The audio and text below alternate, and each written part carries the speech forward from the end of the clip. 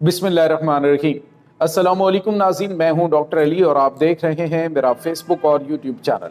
नाज़रीन, बड़ी अहम तरीन डेवलपमेंट है, बहुत बड़ी खबर आपको देने जा रहे हैं कि आज एक बहुत बड़ा धमाका हुआ है अफगानिस्तान के अंदर और पाकिस्तान के दुश्मनों के चिथड़े उड़ गए।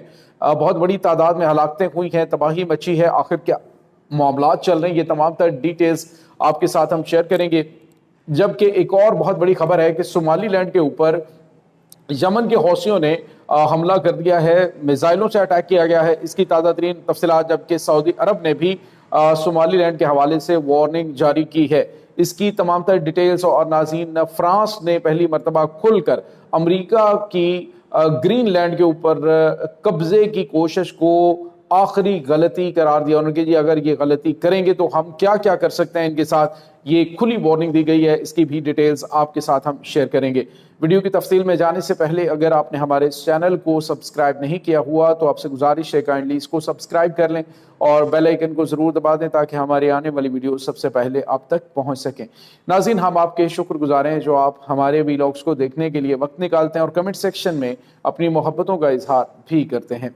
नाज़रीन, इस वक्त सूरत हाल ये है कि अफगानिस्तान के हवाले से पाकिस्तान ने वाज़े तौर पर पूरी दुनिया को बताया और अब अमेरिकन मीडिया के ऊपर भी ये बात की जा रही है कि पाकिस्तान पहले भी बताता रहा कि अफगानिस्तान के अंदर दहशतगर्दों के कैंप्स हैं, इंटरनेशनल दहशतगर्द तंजीमें वहाँ पे मजबूत हो रही हैं। और अभी DGISPR ने जो 2 दिन पहले प्रेस कॉन्फ्रेंस की थी उसमें भी वाज़ेह अल्फाज में बताया कि जो अलकायदा है, ISIS है और दीगर ममालिक के अंदर दहशत गर्दाना कार्रवाइयाँ करने वाली जो भारतीय तंजीमें हैं वो यहाँ पे ट्रेनिंग भी लेती हैं, यहाँ से असला भी लेती हैं और आलमी अमन के लिए अफगानिस्तान के अंदर मौजूद रजीम एक बहुत बड़ा ख़तरा है।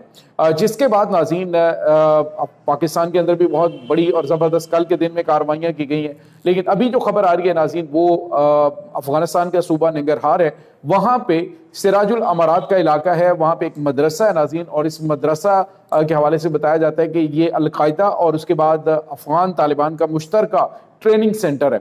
और वहाँ पे खौफनाक धमाके नाज़रीन एक के बाद एक हुए हैं और उसके बाद बड़ी तादाद में वहाँ पे हलाकतों और जख्मियों को निकालने के हवाले से इतलात मिल रही हैं। आसपास का जो एरिया है उसको अफगान तालिबान ने मुकम्मल तौर पे सील कर दिया है ताकि इन्फॉर्मेशन बाहर ना जा सके। लेकिन बताया जा रहा है कि ये खौफनाक धमाके ऐसे वक्त में सामने आए कि जब वहाँ पे जो ट्रेनिंग है वो जो देसी साख्ता बॉम्ब्स हैं वो बनाने की दी जा रही थी और इसी दौरान जो है वो वहाँ पे असलहा और गोला बारूद की बड़ी तादाद भी मौजूद थी। जैसे ये धमाका हुआ तो उसके बाद दीगर जो असलहा और गोला बारूद वहाँ पे मौजूद था वो भी फटा है जिससे बड़ी तादाद में हलाकतें हुई हैं। अभी तक जो है हलाकतों की तादाद के बारे में कंफर्मेशन नहीं, लेकिन ये अलकायदा से ताल्लुक़ रखने वाले अहम तरीन कमांडर्स और तालिबान के अहम कमांडर्स भी उस वक्त वहाँ पे मौजूद थे। तो ये नाज़रीन इस वक्त अफगानिस्तान के अंदर सूरत हाल है। दूसरी जानिब नाज़रीन आपको ये भी बताते चलें कि इस वक्त जो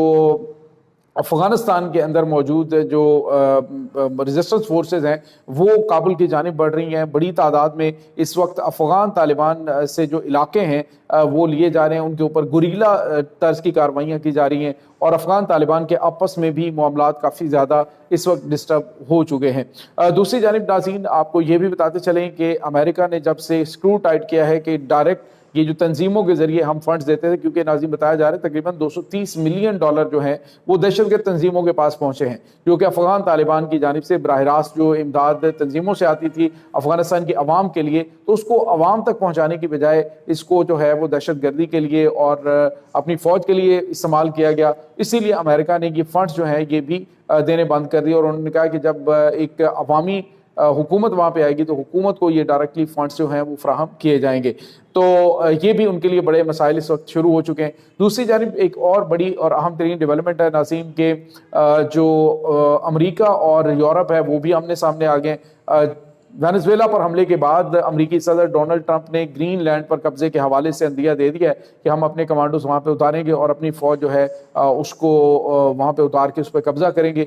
जिसके बाद फ्रांस के एक जनरल है, जनरल جو کہ ان کی فوج کے اندر بڑی اہم ترین پوسٹ کے اوپر ہیں، جنرل مشال یاکواف، اس کی جانب سے کہا گیا ہے کہ اگر امریکہ جو ہے وہ اس کے اوپر قبضہ کرتا ہے گرین لینڈ کے اوپر، تو ناٹو ختم ہو جائے گی، اور ناٹو ختم ہونے کا مطلب یہ ہے کہ پورے یورپ میں سے ہم امریکن فورسز جو ہیں ان کو نکال باہر کریں گے، اور کوئی بھی فوجی ہم انہیں یہاں پہ یورپ میں نہیں ٹکنے دیں گے۔ اور ساتھ ہی ساتھ اس نے وارننگ بھی دی کہ اس وقت امریکہ کے پاس ایک بھی جو جنگی جہاز ہے وہ اس وقت بحیرہ روم کے اندر موجود نہیں ہے۔ تو امریکہ جو ہے وہ اگر یہ سمجھتا ہے کہ اس کی طاقت کا ہم مقابلہ کر سکتے ہیں، تو وہ درست ہے کہ ہم ان کا مقابلہ نہیں کر سکتے، ہم جنگ کی طرف نہیں بڑھیں گے، لیکن ہم یہ بتا دیں کہ ہم جو ہے وہ امریکہ کو یہاں سے یورپ سے نکال باہر کریں گے۔ اور ناظرین اس کے بعد کیا ہوگا؟ اس کے بعد ڈیفینیٹلی یہ رشیا کی جانب بڑھنے کی کوشش کریں گے کہ رشیا کے ساتھ جو ہے وہ اپنے تعلقات کو بہتر کریں، انرجی کے حوالے سے جو ہے وہ اس طرف اپنا چائنا اور رشیا کی جانب بڑھیں۔ اور میں یہ سمجھتا ہوں کہ امریکہ اگر یہ غلطی کرے گا تو یورپ کو اپنے ہاتھ سے گنوا دے گا۔ یہ ناظرین اس وقت تازہ ترین اپڈیٹس چل رہی ہیں۔ دوسری جانب ناظرین ایک اور بڑی اور اہم ترین ڈیولپمنٹ ہے، اور وہ خبر ہے صومالی لینڈ کے حوالے سے۔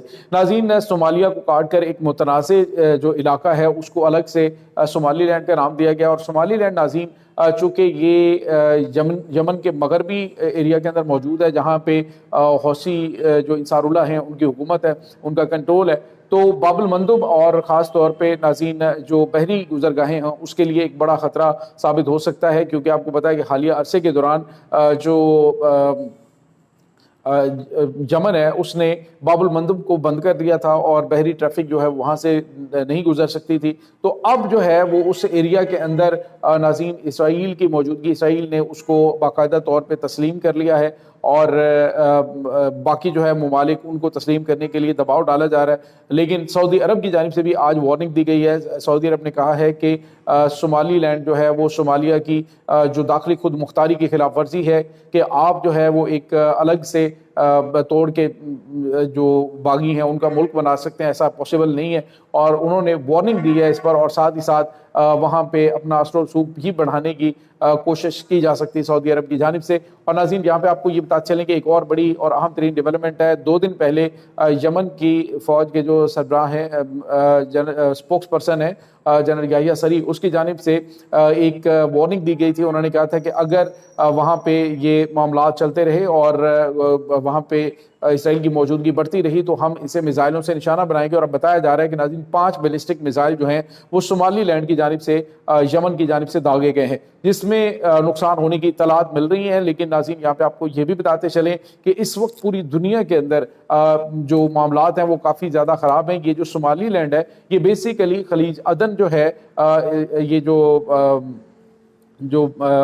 عدن کا علاقہ ہے بالکل اس کے نزدیک موجود ہے، اور باب المندب میں بحری ٹریفک کے اندر جو ہے مسائل پیدا کرنے میں جو قوتیں ہیں یہاں پہ بیٹھ کے پریشانیاں پیدا کر سکتی ہیں۔ تو اب جو ہے وہ یمن اور یمن کی جو یمن سے یمنی حوثی اور اس کے بعد سعودی عرب، یعنی جو پہلے ایک دوسرے کے مخالف تھے، اب ایک ہی بیانیے کے اوپر ہے کہ وہاں پہ اس کو ڈیوائیڈ نہ کیا جائے، اور وہاں پہ الگ سے ایک اسٹیٹ کے طور پہ اس کو تسلیم نہیں کیا جا سکتا۔ تو یہ ناظرین اس وقت تازہ ترین اپڈیٹ چل رہی ہیں۔ اس تمام صورتحال کے بارے میں آپ کا کیا کہنا ہے؟ کمنٹ سیکشن میں اپنے خیالات کا اظہار ضرور کیجیے گا۔ انشاءاللہ بہت جلد ملتے ہیں ایک نئی ویڈیو میں، تب تک کے لیے اپنا بہت سارا خیال رکھیے گا۔